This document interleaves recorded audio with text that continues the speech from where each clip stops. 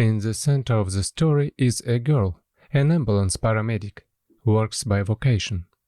Since childhood, she dreamed of a white coat and was a fan of the fairy tale about Ibolite.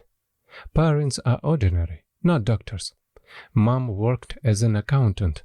Dad is a driver. Modest, average family. In her personal life, she is not doing well.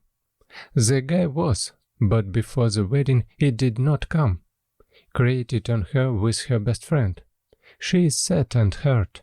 At work, some of the married co-workers make eyes. But she is proud and does not want to be the third corner in the triangle. The bosses appreciate the main character. She is trouble-free. She could walk a couple of shifts in a row, if necessary, to work out. One day she comes to a call to one house, and there is a sick guy with a high temperature, and some two strange men are spinning around him. They say brothers, but they are brunettes and the guy is blonde. Yes, and older.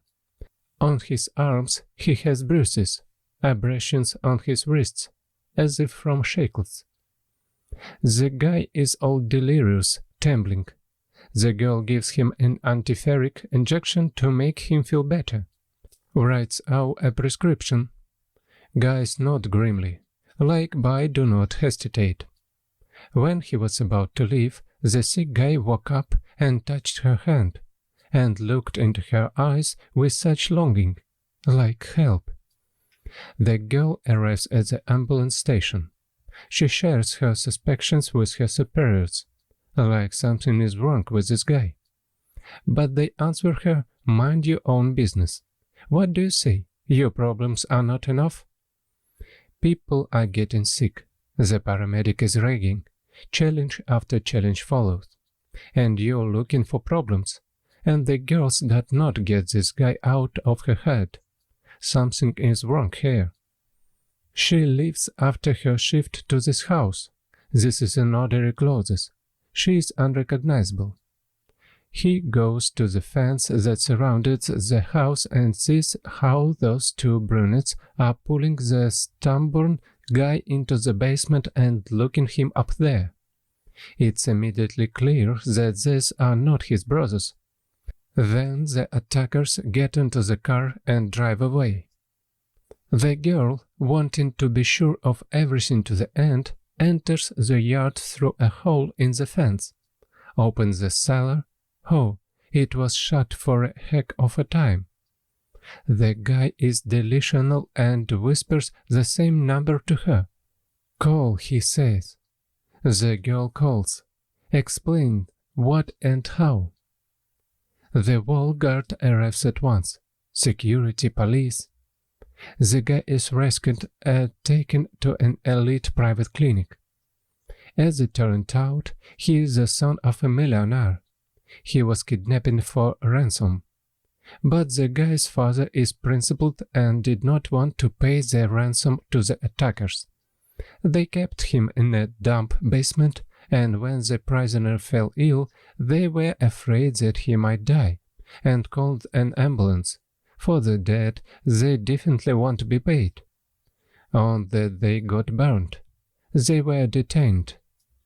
The girl in the hospital visits the guy. They start making friends. They are good together, understand each other perfectly.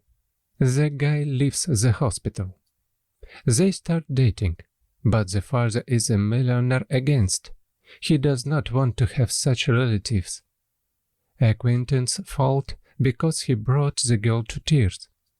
But the guy is in love, and after the main character saved him, he simply adores her. In general, he quarrels with his parents and leaves home. They live in a rented apartment. The guy got a job, and the main character is working, as before, on the ambulance. Nothing like a millionaire. Wealth is, after all, parental. And he is a guy with a simple and rich life is not spoiled. Father is a millionaire in anger. He renounces his son and says that he will not give a penny to the young. It's a shame for the son. It's a shame for the girl. Passes 3 years.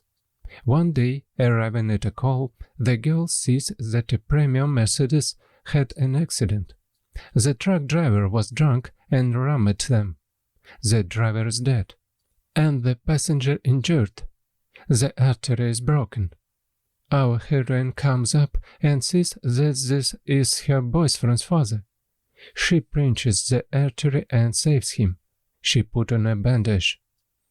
In the ward, the millionaire woke up and was crying. They say, "Forgive me, daughter. Because of my pride and intransigence, I almost lost my son. Forgive me, you are our guardian angel." In the end, they reconciled. The millionaire recovered and realized that he was wrong and apologized. Smiling, he hints that it would be nice to have grandchildren to babysit.